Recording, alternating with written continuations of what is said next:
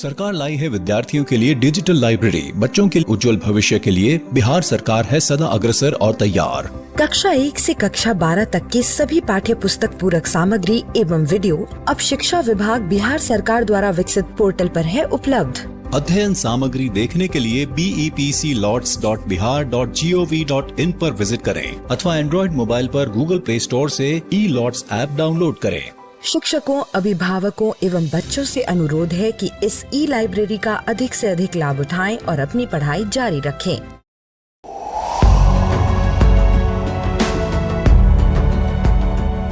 छठी से 10वीं कक्षा के विद्यार्थी ध्यान से सुने।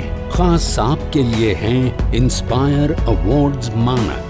DST और NIF द्वारा हर साल हो रहे इंस्पायर अवार्ड्स मानक के पहले राष्ट्रीय पुरस्कार विजेता हैं। विजेता आप भी हो सकते हैं, इसलिए किसी भी क्षेत्र में साइंस और टेक्नोलॉजी पर आधारित अपने इनोवेटिव आइडियाज के साथ तैयार हो जाइए। जानते हैं ना, आप में से 1 लाख स्टूडेंट्स को 10-10 हजार रुपए मिलेंगे अपने आइडियाज को प्रोटोटाइप बनाने के लिए।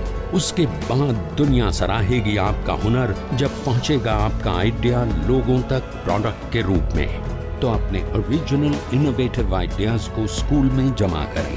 बेस्ट आइडियाज आगे बढ़ाए जाएंगे ऑफिशियल वेबसाइट पर, और हाँ, जल्दी आज ही जमा करें। So good luck with inspire awards मानक।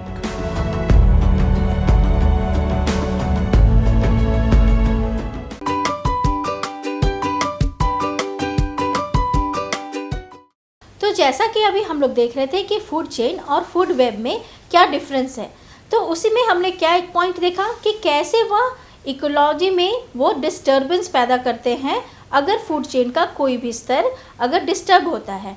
तो उसके लिए अब हम एक एग्जांपल देखते हैं।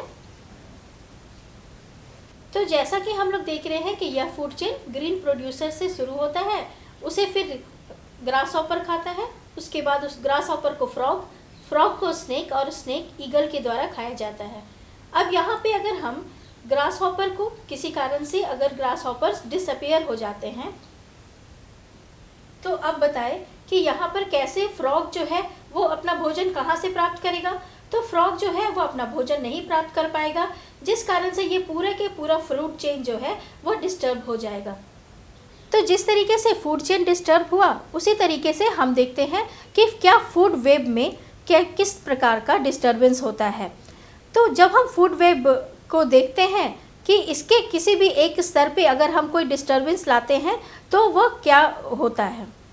तो हम देख रहे हैं कि यह एक फूड वेब है। यहाँ ग्रीन प्लांट्स को बीटल खा रहे हैं और ग्रीन प्लांट्स को ही चूहे भी खा रहे हैं, और ग्रीन प्लांट्स को यहाँ हमारा खरगोश भी खा रहा है। और उसी प्रकार से फिर बीटल जो है वो आउल के द्वारा खाया जा रहा है, चूहे को भी जो है उल्लू खा रहे हैं। इस तरीके से यह एक फूड वेब है। अगर इस फूड वेब में हमने किसी भी तरीके से अगर इस चूहे को निकाल दिया, अगर ये चूहा यहाँ से निकल जाता है, तो क्या यह कुछ डिस्टर्बेंस लाएगा। तो हाँ, डिस्टर्बेंस तो होगा, लेकिन आउल जो है वो अपना भोजन जो है बीटल से प्राप्त कर सकता है, इसलिए चूहे के जाने से उसे बहुत ज़्यादा फर्क नहीं पड़ेगा। तो इस तरीके से यह एक इकोलॉजी में वो स्टेबिलिटी लाती है कि अगर किसी एक प्रकार का भोजन प्राप्त नहीं भी है तो वह दूसरे प्रकार के भोजन से अपना काम चला सकता है, और इस तरीके से जो है वह अपना जीवन और इस फूड वेब को किसी भी प्रकार का कोई डिस्टर्बेंस नहीं लाता, जो कि एक स्टेबल इकोसिस्टम का आधार होता है। तो आइए अब हम देखते हैं कि ट्रॉफिक लेवल या पोषण स्तर कौन कौन से होते हैं। तो ट्रॉफिक लेवल या पोषण स्तर की परिभाषा क्या है। आहार श्रृंखला का प्रत्येक चरण अथवा उत्पादकों एवं उपभोक्ताओं के विभिन्न स्तर को पोषण स्तर कहते हैं। कौन कौन से हैं। ट्रॉफिक लेवल 1 में कौन से आते हैं। प्रोड्यूसर्स, ज़्यादातर ऑटोट्रॉप्स ही प्रोड्यूसर्स होते हैं जो अपना भोजन स्वयं बनाते हैं सनलाइट के प्रेजेंस में। दूसरा ट्रॉफिक लेवल है प्राइमरी कंज्यूमर्स का, जो क्या होते हैं, ज़्यादातर वो शाकाहारी होते हैं। ट्रॉफिक लेवल 3 में सेकेंडरी कंज्यूमर्स होते हैं, जो कि छोटे मांसाहारी जीव होते हैं। ट्रॉफिक लेवल 4 टर्शियरी कंज्यूमर्स कहलाते हैं, जो कि बड़े मांसाहारी होते हैं।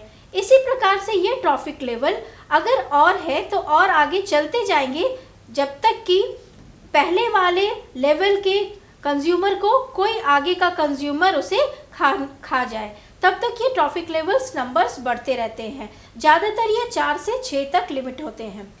अब जब ये सारे ट्रॉफिक लेवल कंप्लीट हो जाएंगे तो फिर क्या होगा? क्या वह मांसाहारी जीव इस जगत में ऐसे ही रह जाएंगे? तो इन सारे मांसाहारी जीवों को हम हेटेरोट्रॉप्स कहते हैं। तो नहीं, यह मांसाहारी जीव जब अपनी जीवन की आयु कंप्लीट कर लेंगे तो वह मरने के उपरांत डिकम्पोजर्स के द्वारा डिकम्पोज हो जाएंगे। डिकम्पोजर्स को हमने अपने ट्रॉफिक लेवल में कोई जगह नहीं दी है, लेकिन डिकम्पोजर्स का भी एक बहुत ही महत्वपूर्ण भूमिका और सही भूमिका है कि वह किस प्रकार से इन कंज्यूमर्स को ऑर्गेनिक फॉर्म में लाकर मिट्टी में वापस मिला देते हैं। तो हम देखते हैं कि प्रत्येक ट्रॉफिक लेवल पे जब जीव दूसरे अपने निचले स्तर के ट्रॉफिक लेवल से भोजन प्राप्त करता है, उस भोजन का आखिर क्या होता है? वह भोजन हमारे शरीर में या उस ट्रॉफिक लेवल के ऑर्गेनिज्म के शरीर में 90% तक उसका जो ऊर्जा होती है वह यूज़ कर लिया जाता है। किस चीज़ों में? हमारे डेली यूज़ के कामों में, मेटाबॉलिज्म में वो 90% जो हमारा ऊर्जा जो हम प्राप्त करते हैं अपने भोजन से वह यूज़ हो जाता है। बाकी 10% जो है वह कहाँ गया? वह 10% हमारे शरीर में या उस ऑर्गेनिज्म के शरीर में स्टोर हो जाता है। और वह किस लिए स्टोर होता है? ताकि जब वह किसी और का भोजन बने तो वह 10% जो एनर्जी है वह उसमें आगे के ट्रॉफिक लेवल के ऑर्गेनिज्म के लिए यूज़ हो। मतलब कि हम अगर अपने से पहले स्तर वाले से भोजन प्राप्त करते हैं तो हमें उसका सिर्फ 10% ही प्राप्त होगा। इसी प्रकार से जब हम देखते हैं कि पहला ट्रॉफिक लेवल में क्या एनर्जी मिली, उससे 10% कम होके दूसरे में मिलेगी, उसके बाद वाले को और 10% कम मिलेगा, उसके बाद वाले को और 10% कम मिलेगा। तो इस प्रकार से जब हम प्रोड्यूसर से कंज्यूमर की तरफ बढ़ते हैं तो देखते हैं कि यह लॉस ऑफ एनर्जी जो है वह उस पूरे पिक्चर को एक पिरामिड का शेप देती है कि ऊपर जाते जाते वह संख्या कम होती जाती है। ऊर्जा की संख्या हो तो वह कम, नंबर्स की संख्या हो तो वह कम। तो इसी आधार पर हम अपने इकोलॉजी में बहुत सारे जो पिरामिड्स हैं उनके बारे में पढ़ते हैं कि कौन कौन से पिरामिड्स हमारे इकोसिस्टम में मौजूद हैं। तो हमारे इकोसिस्टम में कौन कौन से पिरामिड्स हैं? पारिस्थितिकी में मौजूद पिरामिड्स कौन कौन से हैं? पहला, पिरामिड ऑफ एनर्जी या ऊर्जा का पिरामिड। दूसरा, पिरामिड ऑफ नंबर्स यानी संख्या, number of population of organism, उसके आधार पे जो पिरामिड हुआ। तीसरा है पिरामिड ऑफ बायोमास, मतलब पूर्ण रूप से जैव भार का आधार जो पिरामिड में हो वह। उसे हम 2 भागों में पढ़ते हैं, टेरेस्ट्रियल यानी जो ज़मीन पे पाए जाएंगे और एक्वेटिक यानी जो पानी में होंगे। इसमें हम 2 पिरामिड्स को पढ़ेंगे। तो आइए अब हम एक पिक्टोरियल और ग्राफिकल रिप्रेजेंटेशन ऑफ पिरामिड से समझते हैं कि इकोसिस्टम में जो पिरामिड्स मौजूद हैं चारों वह किस प्रकार के होते हैं। तो यहाँ पे हम देखते हैं कि यह है एक graphical representation of all type of pyramids present in our ecosystem. तो अब हम इसे एक बाय एक करके देखते हैं कि वह कौन कौन से हैं और उनका क्या यहाँ पे रिप्रेजेंट किया हुआ है। तो ये है हमारा पिरामिड ऑफ एनर्जी। अब ये हम देखते हैं कि ये कैसे वर्क करता है। जब सूर्य की रोशनी प्रोड्यूसर पे पड़ती है तो ये हमारा प्रोड्यूसर है। अब ये प्रोड्यूसर क्या कर रहा है? सूरज की रोशनी से वह भोजन बना रहा है जो कि हमारे प्राइमरी कंज्यूमर्स के द्वारा खाए जा रहे हैं। प्राइमरी कंज्यूमर्स क्या है? हर्बीवोरस एनिमल है। अब यह हर्बीवोरस एनिमल को कौन खाया? प्राइमरी कंज्यूमर्स खाए। तो यह जो कंज्यूमर्स हैं वो क्या हो गए? हमारे हर्बीवोरस को खाने वाले जानवर हो गए। उसके बाद ऊपर जाएंगे तो टर्शरी कंज्यूमर्स होंगे। इसी प्रकार से हमने देखा कि प्रोड्यूसर से प्राइमरी कंज्यूमर से सेकेंडरी कंज्यूमर से टर्शरी कंज्यूमर तक भोजन का जो है वह गया। लेकिन यह भोजन जो हमारे प्रोड्यूसर से लेके कंज्यूमर तक ट्रैवल किया वह कितना ट्रैवल किया। यह प्रोड्यूसर्स जो एनर्जी अपने अंदर लिए 100% एनर्जी, वो 90% उन्होंने अपने मेटाबॉलिज्म में यूज़ किया और सिर्फ 10% ही जो है वह नेक्स्ट लेवल पे दिया। उसके बाद इन जानवरों में जो भी एनर्जी आई उसका 10% उन्होंने अगले ट्रॉफिक लेवल को दिया। फिर उसी तरीके से 10% जो है वो ट्रांसफ़र होता है और 90% ऑफ द एनर्जी जो होती है वो हर लेवल में किसके द्वारा वापस इन्वायरमेंट में छोड़ दी जाती है, हीट के द्वारा। वह हीट कहाँ से आया, वह हीट इन सारे प्लांट्स और प्रोड्यूसर से रेस्पिरेशन के थ्रू जो निकला वह हीट वापस इन्वायरमेंट में ट्रांसफ़र कर दिया गया। तो हमने देखा कि 90% जो मेटाबॉलिज्म किया गया उसके थ्रू कुछ हीट लॉस जो हुए वह इन्वायरमेंट में छोड़ दिए गए, सिर्फ और सिर्फ 10% ही नेक्स्ट लेवल पे दिए गए। तो इस प्रकार हम देखते हैं कि हीट जो है वो प्रत्येक लेवल पे इन्वायरमेंट में रिलीज़ की जा रही है। लेकिन जब हम अमाउंट की बात करते हैं तो मान लो कि सूर्य से 10,000 किलो कैल एनर्जी जो है वह प्रोड्यूसर्स को मिली। अब इसमें का 10% निकालो तो कितना हुआ, 1000 किलो कैल। तो प्राइमरी कंज्यूमर्स में 1000 किलो कैल का ट्रांसफ़र हुआ। उसके बाद प्राइमरी कंज्यूमर से जब सेकेंडरी कंज्यूमर्स तो गए तो 100 किलो कैल का हीट ट्रांसफ़र मिला उन्हें। उसके बाद फिर वो 10 एनर्जी हो गया जब वो पहुंचता है टर्शरी कंज्यूमर्स तक। उसी प्रकार से जब वह क्वार्टरनरी कंज्यूमर तक पहुंचता है तो वहां तक पहुंचने पर एनर्जी जो है सिर्फ 1 किलो कैल रह जाती है। तो जो एनर्जी सूरज के द्वारा प्रोड्यूसर्स को 10,000 किलो कैल मिली थी वह अब हायर लेवल पे जाके कितनी मिल रही है, सिर्फ 1 किलो कैल मिल रही है।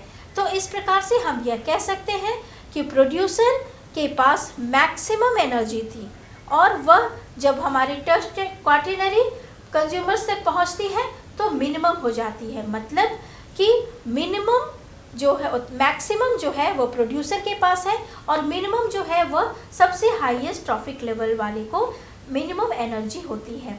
तो इस प्रकार से हम देखते हैं कि यह पिरामिड जो है वह कैसा बन पाएगा, ज़्यादा, कम, उससे कम, उससे कम और सबसे कम।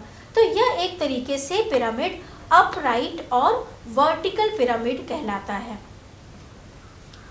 अब दूसरा पिरामिड हम देखते हैं, पिरामिड ऑफ नंबर्स, मतलब कि संख्या, पॉपुलेशन कितनी है उसके बारे में हम देखते हैं।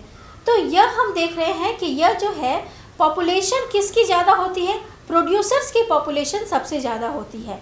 यहाँ पे जब हम पॉपुलेशन की में नंबर्स की बात करते हैं तो वहाँ पे हम प्रत्येक इंडिविजुअल्स के साइज़ का इसमें जिक्र नहीं करेंगे। प्रोड्यूसर्स जो हैं वो जितने अधिक हैं वह कम कंज्यूमर को अपने में सपोर्ट करते हैं। मतलब कि कंज्यूमर्स जो होते हैं वह कम होते हैं, उन्हें प्रोड्यूसर्स को ज़्यादा खाना पड़ता है। तो ज़्यादा प्रोड्यूसर और कम कंज्यूमर। इसी तरीके से हम देखते हैं कि जब ये कंज्यूमर एक बाय एक ऊपर जाते हैं तो वह संख्या जो होती है उनकी वह कम होते जाती है।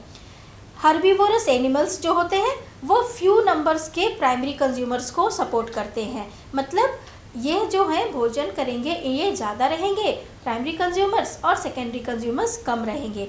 उसी तरीके से हम देखते हैं कि यह लेवल जो है वो नंबर ऑफ ऑर्गेनिजम्स जो है वो डिक्रीज़ होते जाते हैं। कहाँ से, प्राइमरी प्रोड्यूसर से एपेक्स प्रेडेटर तक जाते जाते जो होते हैं वो मोर पॉपुलेशन प्रोड्यूसर्स का होता है और ऊपर जाते जाते लेस पॉपुलेशन हो जाता है एपेक्स प्रेडेटर का। तो ये हम देखते हैं कि नंबर्स भी कम, ज़्यादा, कम, कम और उससे भी कम होते जाता है। तो यह भी हमारे पिरामिडिकल स्ट्रक्चर को सपोर्ट करता है।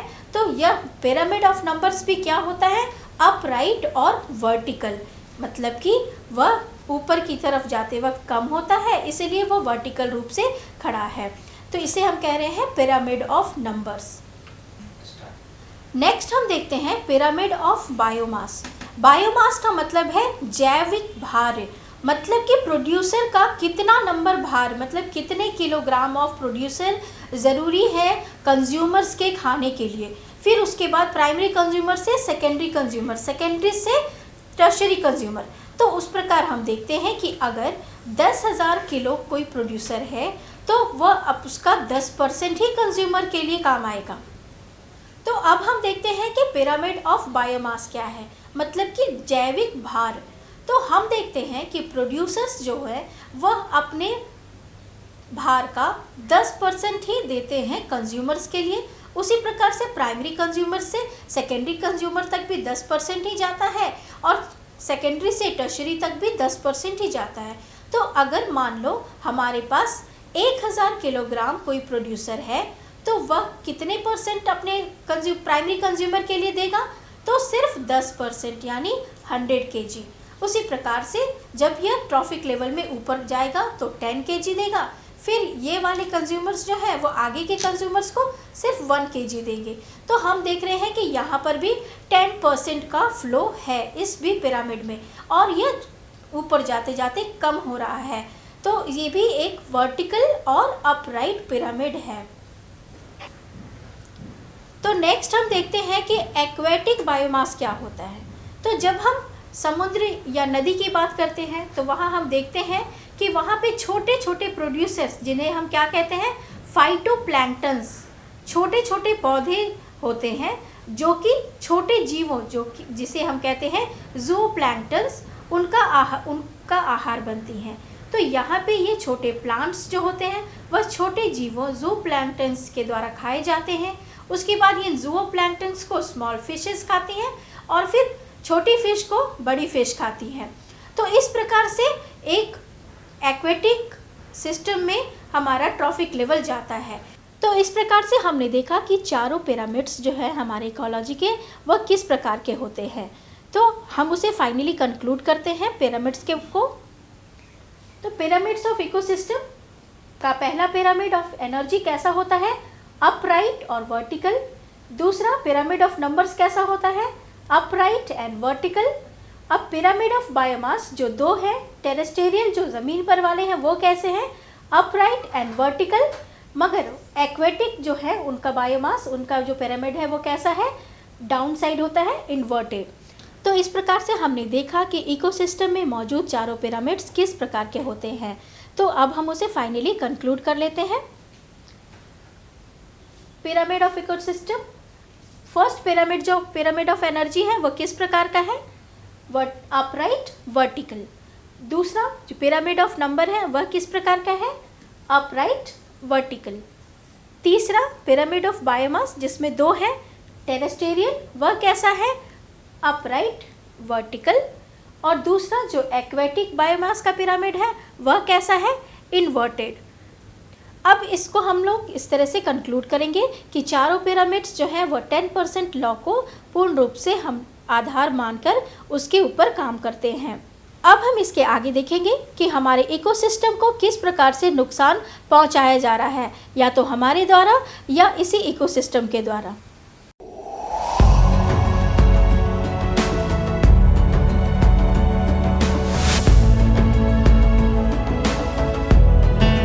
नमस्कार।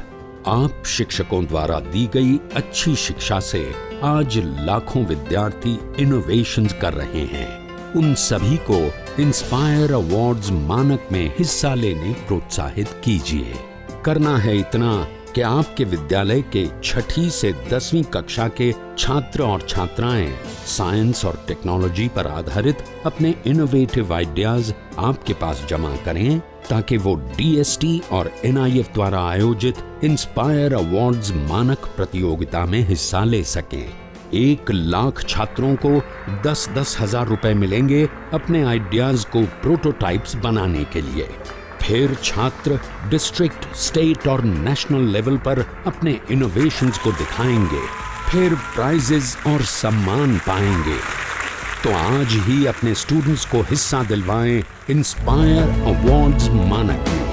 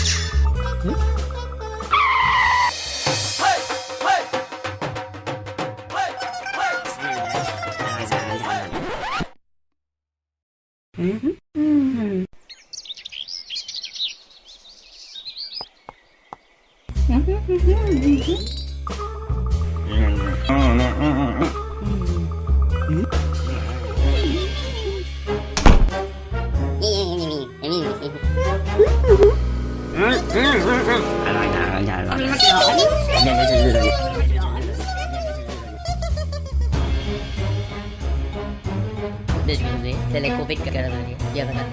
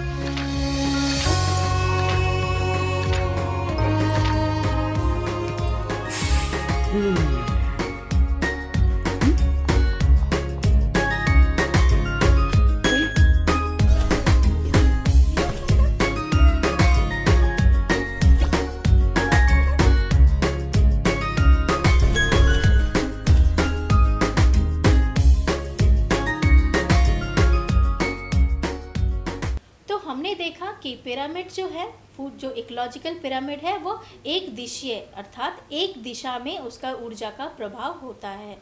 तो अब इसके आगे हम देखते हैं एक और आयाम जो कि इस इकोलॉजिकल पिरामिड से हमें पता चलता है। वह क्या है? वह है जैव आवर्धन या जैव संवर्धन। जैव संवर्धन आखिर होता क्या है?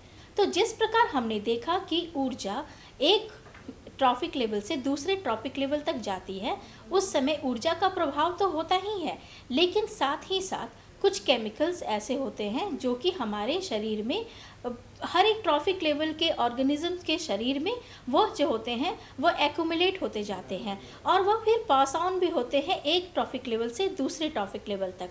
तो इस तरीके से हम देखते हैं कि प्रोड्यूसर से प्राइमरी कंज्यूमर से टर्शरी कंज्यूमर और उसके ऊपर क्वार्टररी कंज्यूमर तक, इसी प्रकार से जो ये एक्यूमुलेशन ऑफ फर्टिलाइज़र्स और केमिकल्स हैं वो होते जाते हैं, जो कि उच्चतर जो ट्रॉफिक लेवल है उस ऑर्गेनिज्म में सबसे ज़्यादा होते हैं।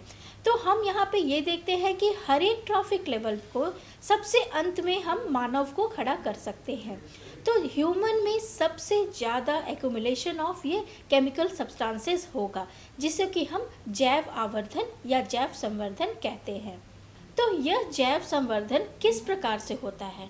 तो हम ध्यान दें कि जब हम अपने पेड़ पौधों में फर्टिलाइज़र्स का उपयोग करते हैं तो वह फर्टिलाइज़र्स मिट्टी के द्वारा, मिट्टी में जल के द्वारा जो होती है वह पौधे के अंदर चली जाती है, और जिस प्रकार पौधा ऊर्जा प्रदान करता है प्राइमरी कंज्यूमर को, उसी प्रकार यह केमिकल्स भी प्रदान कर देता है उसे, और वह जाके प्राइमरी कंज्यूमर में भी एक्यूमुलेट होता है। इसी प्रकार से हर एक लेवल में जाते जाते वह लास्ट में ह्यूमन तक पहुंच जाता है।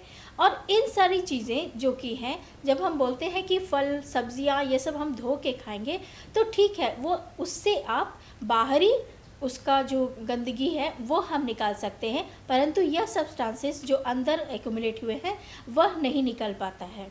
अब इसके आगे हम देखते हैं कि जिस प्रकार पर्यावरण में हम सभी लोगों का रिलेशन जो है वो इंटर रिलेटेड है, मतलब हमारी कुछ भूमिका दूसरे पे प्रभाव डालती है और दूसरे की भूमिका हमारे पे प्रभाव डालती है। तो क्या हमारा प्रभाव पर्यावरण पे किस प्रकार का है, ये हम पिछली कक्षा में पढ़ चुके हैं, लेकिन आज यहाँ पर हम उन्हीं दो समस्याओं के बारे में डिटेल से पढ़ेंगे। पहली समस्या है ओजोन लेयर का डिप्लीशन, और दूसरा है कि कैसे हम अपशिष्ट पदार्थों का निपटारा करें। तो अब हम इसका पहला पॉइंट ओजोन का डिप्लीशन या ओजोन परत का अपक्षय के बारे में पढ़ते हैं। जैसा कि हम जानते हैं कि ओजोन परत जो होती है वह हमारे वायुमंडल के ऊपरी परत पर होती है, क्षोभ मंडल जो है उसके ऊपरी परत पे होती है, वो हम आगे थोड़ा देखेंगे। लेकिन पहले हम यहाँ ये देख लेते हैं कि आखिर ओजोन जो है वह किस मॉलिक्यूल का बना हुआ है। तो ओजोन जो है वह ऑक्सीजन के मॉलिक्यूल के से ही बनता है। जैसा कि ऑक्सीजन के अणु होते हैं O और वह O2 बनाते हैं तो ऑक्सीजन बन जाता है। जब ऑक्सीजन के दो मॉलिक्यूल्स मिलते हैं तो वह ऑक्सीजन मॉलिक्यूल बनाता है जो कि हमारे लिए बहुउपयोगी है। लेकिन जब उनके 3 अणु मिलके O3 का निर्माण करते हैं तो वह हमारे लिए बहुत ही घातक और वह ओजोन बनाता है। कैसे, वह हम देखते हैं। वातावरण में मौजूद O2 मॉलिक्यूल्स UV यानी कि अल्ट्रा वायलेट रेज के मौजूदगी में क्या होता है, वह टूट के 2 अणु बनाते हैं ऑक्सीजन के। अब इसके बाद क्या होता है कि यह वातावरण में जो ऑलरेडी जो O2 मॉलिक्यूल प्रेजेंट है वह और प्लस एक ऑक्सीजन मॉलिक्यूल मिलके O3 यानी कि ओजोन का निर्माण करता है, जो कि बहुत ही घातक है। जिसका एग्जाम्पल आप ले सकते हैं कि ह्यूमन में वह त्वचा का कैंसर उत्पन्न करता है। तो यह ओजोन लेयर जो हमारे वायुमंडल में मौजूद है उसका पता कैसे चला, कहाँ चला, तो उसके बारे में हम कुछ हिस्ट्री उसकी देख लेते हैं। तो जब हम प्रेजेंट कंटेक्स्ट में बात करते हैं तो हम इंटरनेट की सुविधा से ये पता कर सकते हैं कि ओजोन होल जो था वह कितना बड़ा था और क्या था। तो ओजोन होल 1985 में 9.7 मिलियन स्क्वायर माइल्स था। मतलब कि उसका जो लेयर का जो डिलीशंस था वो इतना अंदर से हो चुका था। 2000 में कितना था, 11.4। लेकिन उसके बाद हमने देखा कि 2006 में यह 10.6 मिलियन स्क्वायर माइल्स ही रह गया और 2020 में अभी वह 9.6 मिलियन स्क्वायर माइल्स है। ये आप इंटरनेट पे आराम से जाके खोज सकते हैं कि ओजोन डिप्लीशन कितना है। तो इस डेटा से हमें क्या मालूम चलता है, इस डेटा से हमें यह मालूम चलता है कि जो हमारा डिलीशंस था वो पहले जितना तेजी से बढ़ रहा था अब हमने उस पर थोड़ी कमी लाई है। मतलब कि हम थोड़ा बहुत इसका प्रबंधन करने में सफल हो रहे हैं। अब इसके बाद हम देखते हैं कि आखिर ये ओजोन लेयर हमारे वायुमंडल में कहाँ पे मौजूद होता है। तो इस डायग्राम में हम क्या देख रहे हैं कि यह हमारा वायुमंडल का लेयर्स है, जिसको कि हम देखते हैं कि वह कौन कौन से हैं। यह हमारी पृथ्वी हो गई, इस पे हमारे सारे घर हो गए। अब यहाँ से हम दिखा रहे हैं कि CFC या कार्बन फ्लोरोकार्बन्स जो हैं वो कहाँ से, हमारे घरों से, फैक्ट्रीज से, रेफ्रिजरेशन और फायर एक्सटिंग्विशर वाली चीज़ों से यह निकलता है रेज, और यह रे जाकर ओजोन लेयर को अंदर से वो डिप्लीट करने का कोशिश करता है और डिलीशन लाता है। अब यह लेयर जहाँ पे वह डिलीशन लाया तो क्या है, वह वहाँ पर ओजोन का जो है बहुत ही कम परत बचा है। उसी प्रकार से हम यह देखते हैं कि आखिर यह ओजोन लेयर करता क्या है। तो ओजोन लेयर सूर्य से आ रही किरणों में से अल्ट्रावायलेट रेज को फिल्टर कर देता है। अल्ट्रावायलेट रेज यहीं पर रुक जाती हैं और फिल्टर होके वह हमारे पास आती हैं, जो कि हमारे लिए बिल्कुल भी हानिकारक नहीं होती हैं। लेकिन अगर यही अल्ट्रावायलेट रेज अगर नहीं छनती हैं तो क्या होगा, वह इस हमारे धरती के पास हमारे पास आ जाएंगी और हमें नुकसान पहुंचाएंगी। तो हम देखते हैं कि आखिर ये लेयर्स कौन कौन से हैं और कैसे होते हैं। तो सबसे पहला जो लेयर जो हमारे वायुमंडल का सबसे निचली स्तर है उसे हम क्षोभ मंडल या ट्रोपोस्फेयर कहते हैं। उसके बाद आता है समताप मंडल या स्ट्रेटोस्फेयर, मध्य मंडल या मेसोस्फेयर, आयन मंडल आयनोस्फेयर, बाह्य मंडल एक्सोस्फेयर, जो कि हमारा अंतरिक्ष हो गया। अब इसके कुछ किलोमीटर्स भी दिए गए हैं जो कि हम देख लेते हैं। 8 से 18 किलोमीटर तक क्षोभ मंडल होता है, 50 किलोमीटर तक समताप मंडल होता है, 80 किलोमीटर तक मध्य मंडल, 400 किलोमीटर तक आयनोस्फेयर या आयन मंडल होता है, और उसके बाद को वायुमंडल या इसे हम स्पेस कह सकते हैं, अंतरिक्ष कह सकते हैं। अब यह ओजोन लेयर जो है वह कहाँ पे होता है, यह क्षोभ मंडल के ऊपरी सतह पे होता है। 15 से 30 किलोमीटर तक का इसका जो होता है वह मोटाई होती है। अब इसी में जो डिलीशन आएंगे तो वहाँ पर उनकी जो मोटाई है वो कम हो जाएगी, जिसके कारण वो अपना फिल्टरेशन का जो काम है वह पूर्ण रूप से नहीं कर पाएगा और यहाँ से जो लेयर्स है वह आती जाएंगी। तो हमने देखा इसमें क्या कि कार्बोफ्लोरोकार्बन जो यहाँ से निकलता है वह हमारे ओजोन लेयर को अंदर से डिलीट करता है या वहाँ पे हमें वो स्पेस बना देता है। इसी को हम ओजोन होल या ओजोन डिप्लीशन कहते हैं। अब यहाँ पे आप लोग देखें क्या लिखा हुआ है, 16 सितंबर को वर्ल्ड ओजोन डे मनाया जाता है। क्यों मनाया जाता है यह डे? इस डे को मनाने का तात्पर्य यही है कि एक दिन हम ऐसा सुनिश्चित करें जिसमें कि हम अपने पर्यावरण और ओजोन लेयर के बारे में ध्यान दें और उसको क्या क्या फंक्शंस करना चाहिए, हमें क्या नहीं करना चाहिए, जिससे कि ओजोन लेयर की शुद्धता जो है वह बनी रहे। तो अब हम देखते हैं कि दूसरा पॉइंट, अपशिष्ट पदार्थों का निपटारा कैसे होगा। इसको हम आमतौर पे क्या कह सकते हैं कि कचरा प्रबंधन कैसा होगा। तो कचरे को प्रबंध करने के लिए, कचरे का निपटारा करने के लिए पहले तो हम यह जानें कि कचरा होता क्या है। तो कचरा वह पदार्थ है जो हम अपने यूज़ के बाद उसका यूज़ नहीं करते हैं, उसे फेंक देते हैं, उसे हम फालतू समझते हैं। तो यह भी दो प्रकार का होता है, ऐसा कचरा जो कि वापस इस वातावरण में जल्द से जल्द मिल जाएगा और दूसरा जो कि इस वातावरण में बहुत दिनों तक रह जाएगा या फिर शायद कभी वो इस वातावरण में मिलेगा ही नहीं। तो हमारे पर्यावरण को कौन से कचरा किस प्रकार से प्रभाव डालता है वो अभी हम आगे देखेंगे और यह देखेंगे कि उसका प्रबंधन किस प्रकार से किया जा सकता है। तो हम देखते हैं कि कचरा या जो हमारा है वह दो प्रकार का होता है, जैव निम्नीकरणीय कचरा और अजैव निम्नीकरणीय पदार्थ। तो वे पदार्थ जो जैविक प्रक्रम के द्वारा अपघटित हो जाते हैं उसे हम जैव निम्नीकरणीय कचरा या पदार्थ कहते हैं। उसी तरीके से अजैव निम्नीकरणीय कौन से हुए? वह पदार्थ जिनका जैविक प्रक्रमों के द्वारा अपघटन नहीं होता है उसे हम अजैव निम्नीकरणीय पदार्थ कहते हैं। अब दोनों का उदाहरण देखते हैं। जैव निम्नीकरणीय में कौन से उदाहरण है? सभी कार्बनिक पदार्थ जो सजीवों से प्राप्त होते हैं, जैसे गोबर, सूती कपड़ा, जूट, कागज, फल और सब्जियों के छिलके और जंतु के अपशिष्ट आदि। ये ऐसे कचरे हैं जो कि जैव द्वारा अपघटित हो जाएंगे। उसी प्रकार से हम इसका उदाहरण देखते हैं। अजैव निम्नीकरणीय के उदाहरण है प्लास्टिक, पॉलीथीन, संश्लेषित रेशे जिसको कि हम क्या बोलते हैं पॉलीएस्टर्स, धातु, रेडियो एक्टिव पदार्थ और कुछ रसायन जैसे कि डीडीटी उर्वरक जो कि फर्टिलाइजर्स के रूप में यूज होता है। तो यह सब जो है वह अपघटित नहीं हो पाते हैं। अब हम इनका गुण देखते हैं कि इनके क्या गुण है और अजैविक जो निम्नीकरणीय पदार्थ है उनके क्या गुण हैं। पहला पॉइंट, जैव निम्नीकरणीय में यह पदार्थ सक्रिय या एक्टिव होते हैं और अजैव में यह पदार्थ इनर्ट या अक्रिय होते हैं।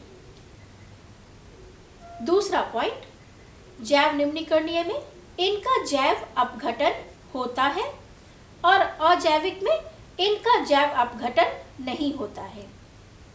तीसरा पॉइंट, जैव निम्नीकरणीय का यह बहुत कम समय तक पर्यावरण में रहते हैं और तीसरा, यह लंबे समय तक पर्यावरण में बने रहते हैं।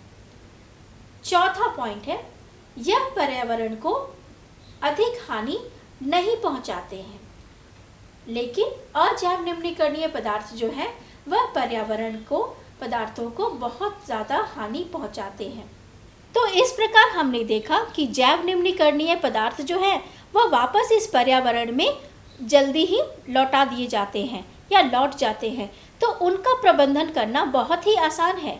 उसे हम हमारा जो जैव निम्नीकरण पदार्थ जो हमारे कचरे के रूप में निकला, जैसे फल और सब्जियों के छिलके वगैरह, उन्हें हम मिट्टी में कहीं पर भी दबा दें तो वो बहुत जल्द ही उस मिट्टी में घुल मिल जाएगा। तो उसके प्रबंधन में हमें बहुत ज़्यादा मुश्किलें नहीं आती हैं। लेकिन अगर हम जब अजैविक निम्नीकरण की बात करते हैं तो वैसे पदार्थ जैसे प्लास्टिक हो गए, आजकल तो बहुत सारी चीज़ें प्लास्टिक के पैकेट में ही उपलब्ध है। अगर वह प्लास्टिक किसी मिट्टी में या पानी के स्रोत में फेंक दिया जाए तो वह वहाँ पर डिग्रेड नहीं हो पाता है, उसका अपघटन नहीं हो पाता है या बहुत सालों के बाद होता है, और जब तक वो वहाँ मौजूद होता है उस मिट्टी को और उस जल को प्रदूषित करते रहता है। तो जिस प्रकार से जैविक निम्नीकरण के लिए हम मिट्टी पे या अपघटन वाले जो हमारे ऑर्गेनिजम्स होते हैं उन पे हम निर्भर करते हैं, उस प्रकार से क्या यह अजैविक कचरा को हम किसी भी प्रकार से हम लोग इसका निपटारा नहीं कर सकते हैं? तो हाँ, कर सकते हैं, अगर हम कुछ चीज़ों पे ध्यान दें। जैसे कि कुछ आर पे ध्यान देते हैं और अगले पिक्चर से हम समझते हैं कि हम उसे किस प्रकार से उसका निपटारा कर सकते हैं। तो अब हम देखते हैं कि अजैव निम्नीकरण पदार्थ को किस प्रकार से हम उसका प्रबंधन कर सकते हैं। तो उसके लिए हमने क्या बताया आपको कि 3R को हम यूज़ कर लेते हैं और वो सारा हमारा जो प्रॉब्लम है वो सॉल्व हो जाएगा। 3R क्या क्या है? Reduce, reuse and recycle. Reduce का क्या मतलब हुआ कि हम किसी भी चीज़ का कम उपयोग करें। रीयूज़ का क्या मतलब है कि हम किसी भी चीज़ को दोबारा उपयोग में लाएं। रीसाइकिल का क्या मतलब है कि हम किसी एक चीज़ को का कार्य पूरा होने के बाद उसे फिर से दोबारा किसी और चीज़ के लिए प्रयोग करें। तो आइए अब हम एक एक करके देखते हैं। रिड्यूस, क्या रिड्यूस करना है हमें यूज़ लेस करना है। किसी भी चीज़ को लेस यूज़ कीजिए। कैसे? खरीदिए ही कम और उसको वेस्ट करने से बचिए। लाइट्स को ऑफ कर दीजिए और जब आप नहाते हैं या पानी का उपयोग करते हैं तो उसे आप कम देर के लिए उपयोग कीजिए। और कारपूल का उपयोग कीजिए। कारपूल क्या होता है? कारपूल होता है कि जब आप और हम और आपके कुछ कलीग्स एक ही जगह पे जा रहे हैं तो अपना अलग अलग वाहन का उपयोग ना करके एक ही वाहन का उपयोग करें। तो उससे क्या होगा? हम पेट्रोल भी बचाएंगे और उससे निकलने वाले प्रदूषण को भी कम करेंगे। तो इस प्रकार से हम रिड्यूस कर रहे हैं अपने सारे चीज़ों को, उसके यूजेस को, तो वो हमारे लिए प्रबंधन का कार्य करेगा। अब हम दूसरा देखते हैं, रीयूज़। रीयूज़ यानी वो सारे थिंग्स जिसको कि हम जो ज़्यादा से ज़्यादा उपयोग करते हैं उसे हम फिर से दोबारा यूज़ करें, उसको हम लोग दोबारा यूज़ करें। जैसे कि जो हम प्लास्टिक के बैग्स लाएंगे मार्केट से, उसे तो हम ज़्यादा यूज़ नहीं कर पाएंगे, तो हमें कपड़े का शॉपिंग बैग यूज़ करना चाहिए क्योंकि हम उसे बार बार धोकर यूज़ कर सकते हैं। तो इसमें आ गया रीयूज़ में क्या क्या? रिपेयर कीजिए। कोई सामान अगर ख़राब हो गया तो उसे रिपेयर कीजिए और उसको यूज़ में लाइए। रीगिफ्ट कीजिए, अगर वह चीज़ आपके लिए उपयोगी नहीं है तो अगर वह किसी और के उपयोग में लाने योग्य है तो उसे वह आप दे दीजिए ताकि वह उसका उपयोग कर सके। और जब हम बात करते हैं कि जब हम सफ़र में हैं और हम फेंक देने वाले कप्स का इस्तेमाल करते हैं सफ़र में चाय पीने के लिए, तो वहाँ पे आप ट्रैवल मग्स का उपयोग कीजिए जिसको कि आप आसानी से धो के छोटा करके अपने बैग में रख सकते हैं। और कंपोस्ट मतलब किसी भी चीज़ को जो आपके लिए उपयोगी नहीं है उसको आप कंपोस्ट कीजिए ताकि उसका वह रीयूज़ हो सके। तो अब हम देखते हैं तीसरा आर। तीसरा आर क्या था? रीसाइकिल। रीसाइकिल का क्या मतलब होता है कि कचरे को दोबारा से हम किसी उपयोगी चीज़ में तब्दील कर सकें। तो सबसे पहले हमें क्या करना पड़ेगा? उस वेस्ट मटेरियल को सेपरेट करना पड़ेगा कि कौन सा चीज़ जो है वो रिसाइकिल किया जा सकता है और कौन सा चीज़ रिसाइकिल नहीं किया जा सकता है। तो हम यहाँ पे देख रहे हैं कि यह एक चित्र दिया है कचरे की पेटी का जिसमें कि कलर किया हुआ है ग्रीन और ब्लू। तो हम जानते हैं कि ग्रीन में हमें गीला कचरा डालना है और ब्लू में सूखा कचरा डालना है। क्यों? आखिर ये सूखा कचरा यहाँ से कहाँ जाएगा?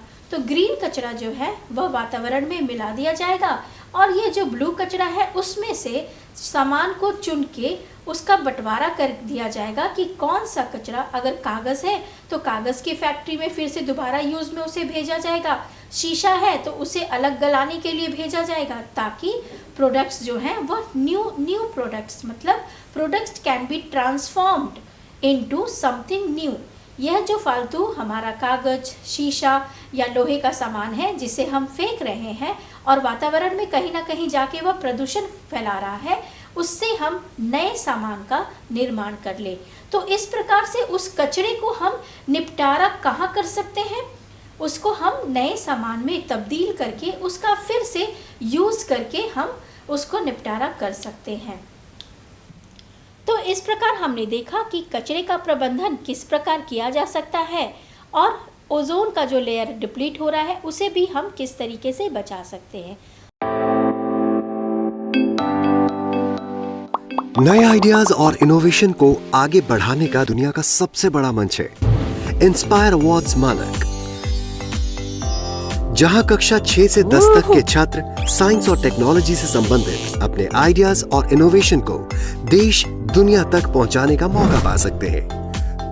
स्कूल के माध्यम से जल्द अपने आइडिया को इंस्पायर अवार्ड मानक के वेब पोर्टल पर जमा करवाएं और अपने इनोवेटिव यात्रा की शुरुआत करें। ये करेगा आपके सपनों को साकार और एक नए नवसर्जक भारत का निर्माण।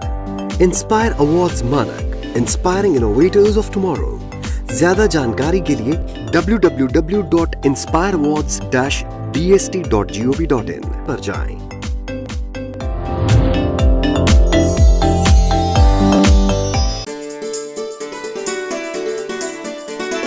डर से नहीं तैयारी से आगे कदम बढ़ाना है। रुकी जिंदगी में चहल पहल वापस फिर से लाना है। धोकर हाथ पहन कर मास्क सुरक्षित जीवन चलाना है। सुरक्षित जीवन चलाना है। डर कर नहीं तैयारी से आगे कदम बढ़ाना है। डर कर नहीं तैयारी से आगे कदम बढ़ाना है। रखेंगे 2 गज की दूरी, सबको पौष्टिक आहार खिलाएंगे, बच्चों और बूढ़ों का करेंगे ख्याल। रोगी नहीं, रोग से लड़ कोरोना को हराएंगे। स्वास्थ्य केंद्र फिर से खुल गए, जिनका लाभ उठाना है। रुकी जिंदगी में चहल पहल वापस फिर से लाना है। धोकर हाथ पहन कर मास्क सुरक्षित जीवन चलाना है। सुरक्षित जीवन चलाना है। डर कर नहीं तैयारी से आगे कदम बढ़ाना है। डर कर नहीं तैयारी से आगे कदम बढ़ाना है। टीकाकरण की शुरुआत हो गई है, पर पहले की तरह हमें मास्क लगाना और 2 गज की दूरी बनाए रखना अभी भी जरूरी है। स्वास्थ्य विभाग और सूचना एवं जनसंपर्क विभाग बिहार सरकार द्वारा जनहित में जारी। जीतेगा बिहार।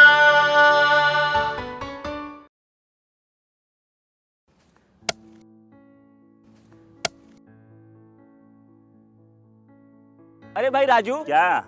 अरे सुने कि कल चाचा कुछ बता रहे थे। क्या बोल रहे थे? हाँ, चाचा कल बहुत बढ़िया बात बता रहे थे।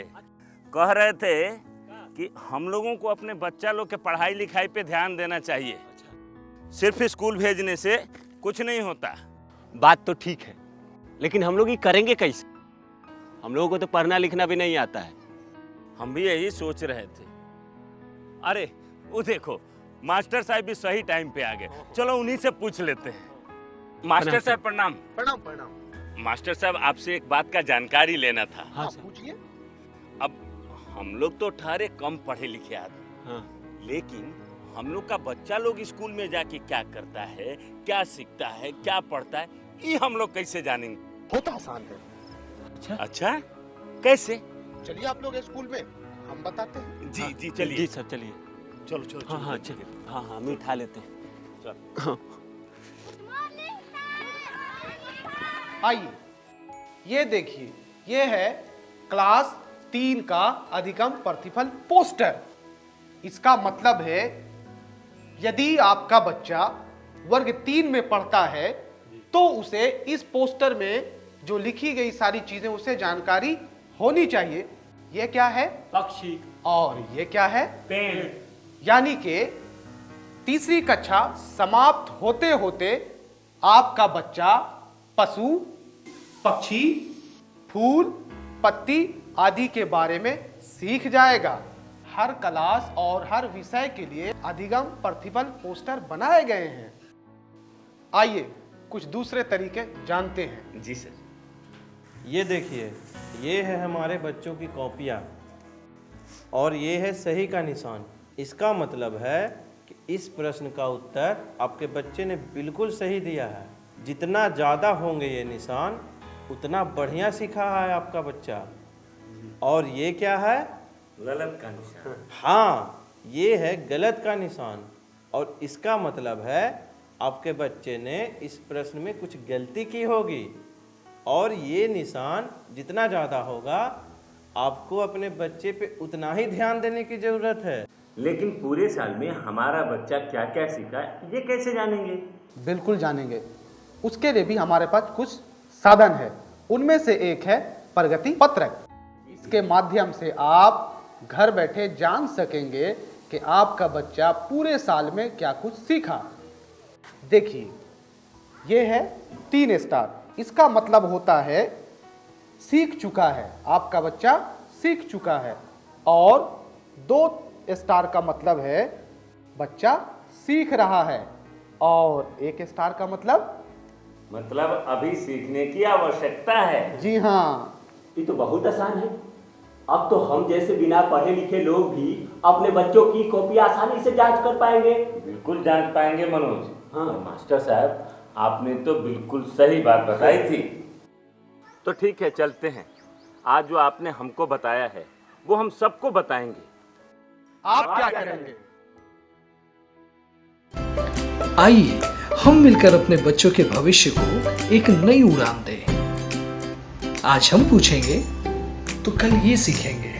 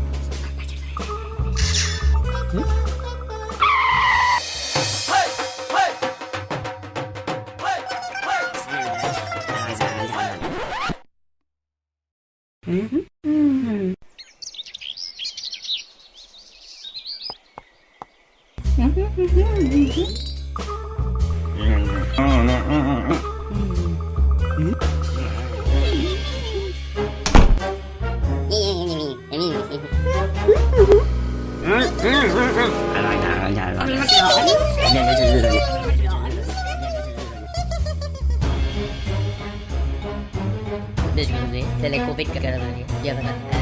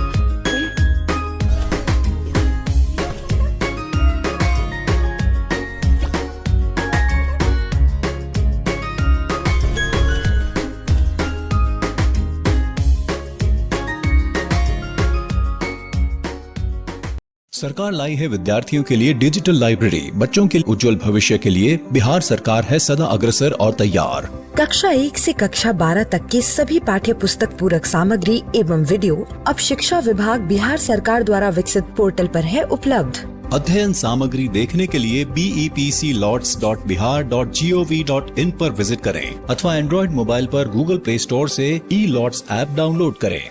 शिक्षकों, अभिभावकों एवं बच्चों से अनुरोध है कि इस ई लाइब्रेरी का अधिक से अधिक लाभ उठाएं और अपनी पढ़ाई जारी रखें।